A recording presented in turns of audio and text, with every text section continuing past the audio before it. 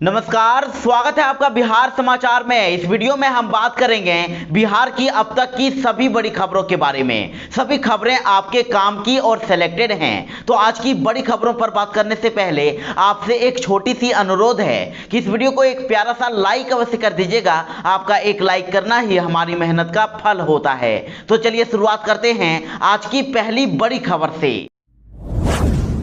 बिहार में लॉकडाउन खत्म हो गया है और अब बिहार को अनलॉक कर दिया गया है। मुख्यमंत्री नीतीश कुमार जी ने खुद ट्वीट करके इसकी घोषणा की है और ये अनलॉक अगले सप्ताह तक जारी रहेगा। इस अनलॉक में कई पाबंदियों को हटा दिया गया है और कई प्रकार की छूट दे दी गई है और अब इस बार दुकानों को खोलने की समय सीमा को भी बढ़ा दिया गया है। अब सभी प्रकार की दुकानों को शाम 5 बजे तक खोलने की अनुमति दे दी गई है।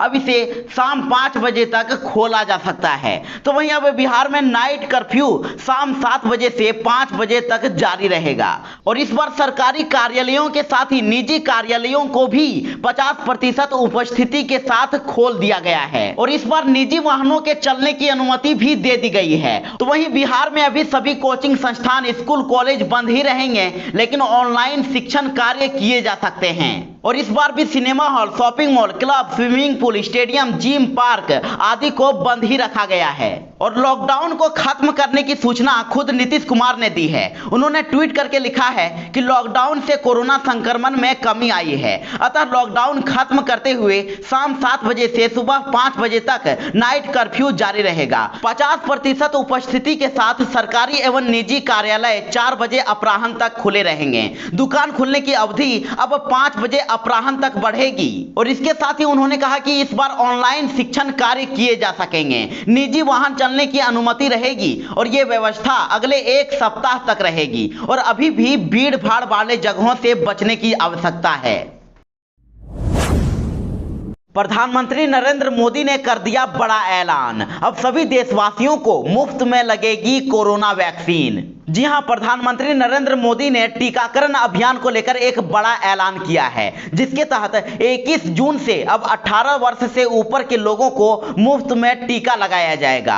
अब 18 वर्ष से ऊपर की आयु के देश के सभी नागरिकों को वैक्सीन फ्री में लगेगी। तो अब टीकाकरण को लेकर राज्यों को दी गई जिम्मेदारी ले ली गई है और प्रधानमंत्री नरेंद्र मोदी ने संबोधन में कहा है कि वैक्सीन को लेकर आज एक निर्णय लिया गया है, जिसके तहत राज्यों के पास वैक्सीनेशन से जुड़ा हुआ जो 25% काम था उसकी जिम्मेदारी भी भारत सरकार अब उठाएगी, जिसके तहत राज्यों को वैक्सीन पर कोई खर्च नहीं करना पड़ेगा। सभी देशवासियों को भारत सरकार मुफ्त में वैक्सीन उपलब्ध कराएगी और इसके साथ ही जो भी लोग कोरोना वैक्सीन निजी अस्पतालों में लगवाना चाहते हैं वो निजी अस्पतालों में भी लगवा सकते हैं। इसके लिए निजी अस्पताल वैक्सीन की निर्धारित कीमत के उपरांत एक डोज पर अधिकतम 150 रुपए ही सर्विस चार्ज ले सकेंगे।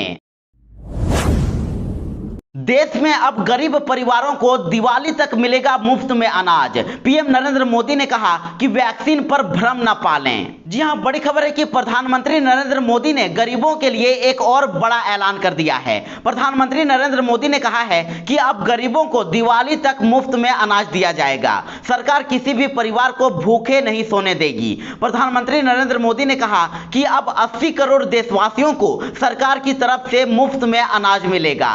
तो वहीं पीएम मोदी के इस ऐलान पर बिहार के सीएम नीतीश कुमार की भी प्रतिक्रिया सामने आई है। नीतीश कुमार ने ट्वीट करके कहा है कि पिछले साल की तरह ही प्रधानमंत्री गरीब कल्याण अन्न योजना को दिवाली तक बढ़ाकर सभी राशन कार्डधारियों को मुफ्त अनाज देने का फैसला उपयोगी एवं सराहनीय है। इसके लिए प्रधानमंत्री को धन्यवाद। यह कोरोना से जंग जीतने में मददगार होगा।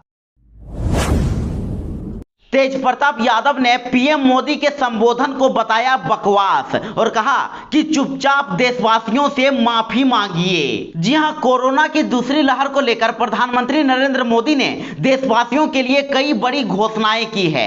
वैक्सीनेशन कार्यक्रम से लेकर गरीबों को मुफ्त में अनाज दिए जाने के फैसले के बारे में पीएम मोदी ने खुद लाइव आकर बताया है। तो वहीं राजद सुप्रीमो लालू प्रसाद यादव के बड़े बेटे तेज प्रताप यादव ने पीएम मोदी के संबोधन पर कड़ी टिप्पणी की है। तेज प्रताप यादव ने ट्वीट करते हुए लिखा है कि बकवास बंद करो, चुपचाप देशवासियों से माफी मांगो। तो वहीं पीएम मोदी के संबोधन पर आरजेडी सुप्रीमो लालू प्रसाद यादव और उनके छोटे बेटे तेजस्वी यादव की कोई प्रतिक्रिया सामने नहीं आई है, लेकिन पीएम मोदी के संबोधन पर सबसे पहले तेज प्रताप यादव ने अपनी प्रतिक्रिया दे दी है।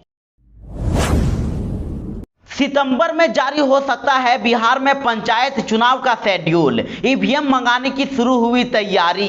जी हां, कोरोना महामारी के कारण निर्धारित समय पर होने वाला पंचायत आम चुनाव टल गया है, लेकिन राज्य निर्वाचन आयोग अगले 2 से 3 महीने में एक बार फिर से पंचायत आम चुनाव कराने की तैयारी में जुट गया है। और ये पंचायत आम चुनाव बैलेट पेपर से नहीं बल्कि ईवीएम से ही कराया जाएगा, और इसको लेकर पर्याप्त संख्या में ईवीएम जुटाने की भी नए सिरे से तैयारी शुरू कर दी गई है। और इसके लिए दूसरे राज्यों से ईवीएम उपलब्ध कराने को लेकर पत्राचार किया जा रहा है। और इसके साथ ही अब यह माना जा रहा है कि राज्य निर्वाचन आयोग सितंबर में पंचायत चुनाव को लेकर कार्यक्रम जारी कर सकता है।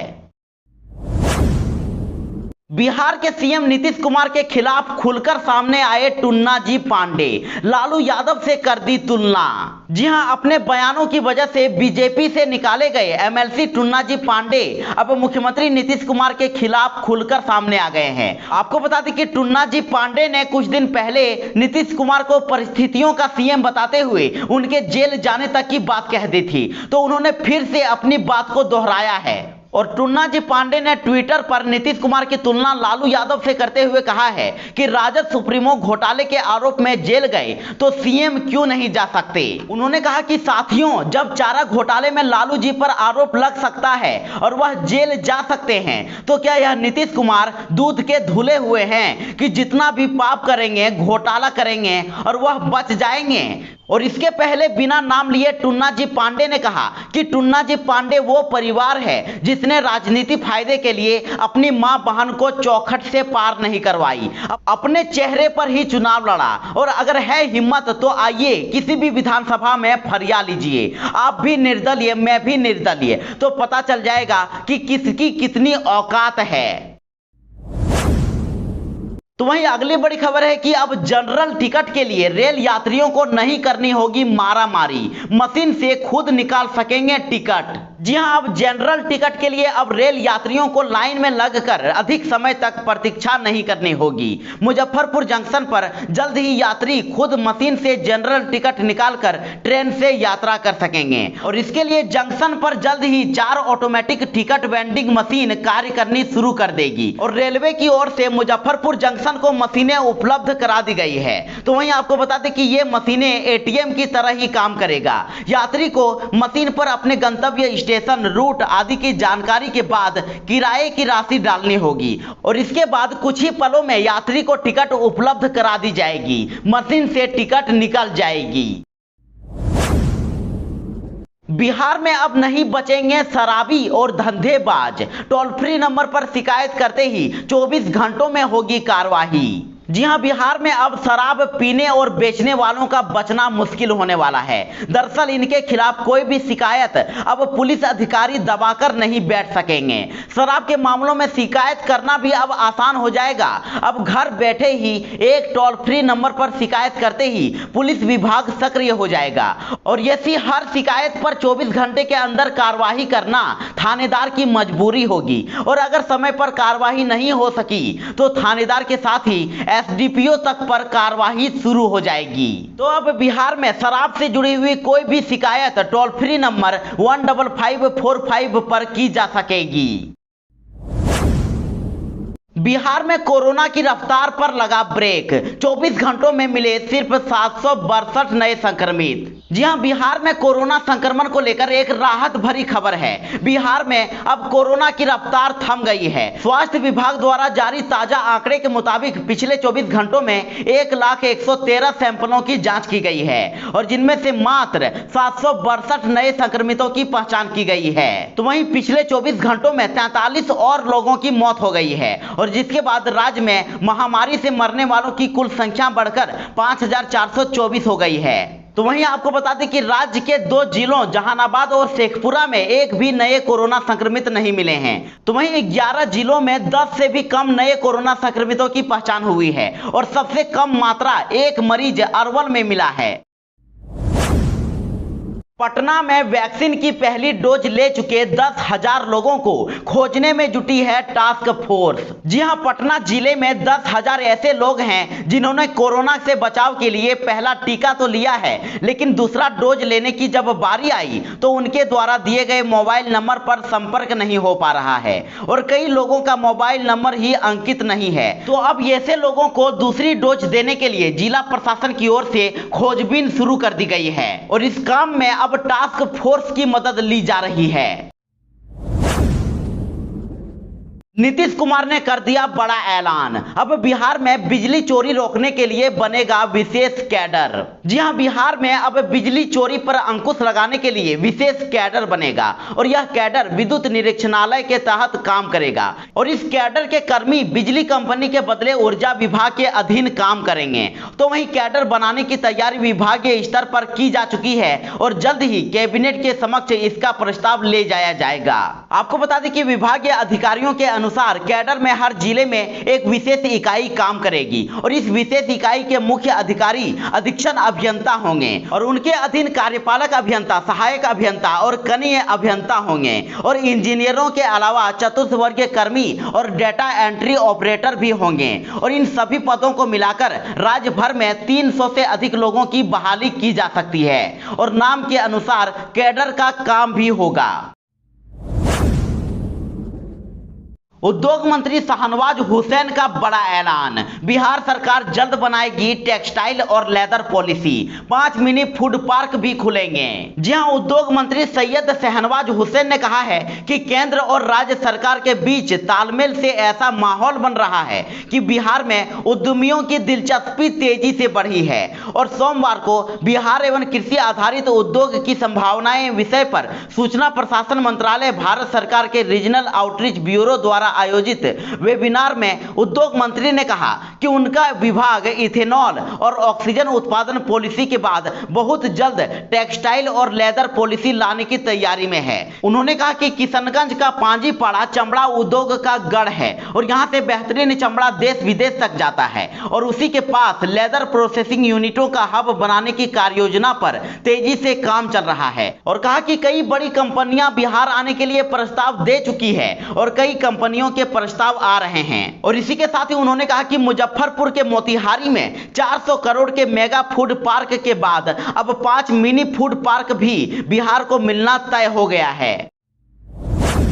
वैक्सीन लेने के बावजूद 1 करोड़ से ज्यादा बिहारियों को नहीं मिला सर्टिफिकेट, लापरवाही सामने आने के बाद जागी सरकार। बिहार में कोरोना वैक्सीनेशन का काम लगातार जारी है और बड़ी तादाद में राज्य के अंदर लोगों ने कोरोना की वैक्सीन ली है, लेकिन अब जो खबर सामने आ रही है उसके मुताबिक टीका लेने वाले लोगों को टीकाकरण कार्ड यानी कि प्रमाण पत्र नहीं दिया जा रहा है। स्वास्थ्य विभाग के निर्देश के अनुसार सभी टीकाकरण केंद्रों पर टीका लेने वाले व्यक्ति को पहली खुराक दिए जाने के बाद टीकाकरण प्रमाण पत्र यानी कार्ड दिया जाना है। तो वहीं आंकड़े बता रहे हैं कि राज्य में 1,08,43,687 ऐसे लोग हैं जिन्हें कोरोना की वैक्सीन लग चुकी है, लेकिन उन्हें इसका प्रमाण पत्र नहीं मिला है। तो अब नए सिरे से इन्हें टीकाकरण प्रमाण पत्र देने के निर्देश दिए गए हैं। तो वहीं आपको बता दें कि अब दूसरी खुराक लेने वाले लोगों को घोषणा पत्र भी भरना होगा और इसमें कौन से टीके की पहली खुराक ली और दूसरी खुराक लेने की तारीख के साथ ही टीका लेने वाले को हस्ताक्षर करना होगा या अंगूठे का निशान लगाना होगा, तभी दूसरी खुराक उन्हें दी जाएगी।